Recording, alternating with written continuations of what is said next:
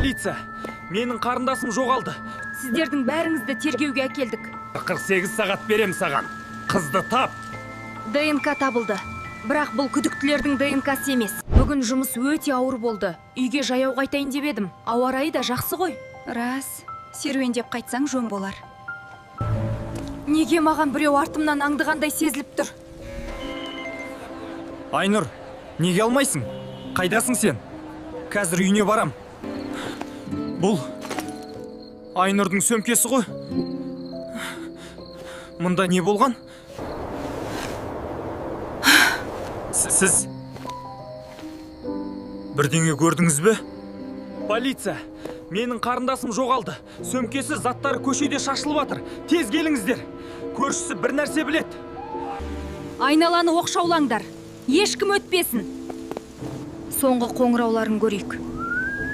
Әріптесіне, ағасына, көршілеріне. Қыз жоғалды. Сіздердің бәріңізді тергеуге әкелдік. Бүгін кешке не істедіңіздер? Айнұрмен соңғы рет қашан сөйлестіңіздер?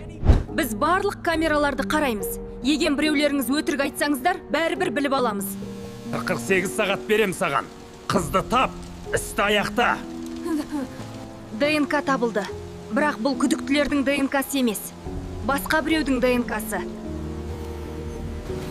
Сендердің араларыңда бұған кімнің қатысы бар? Немесе бұл мүлде басқа адам ба?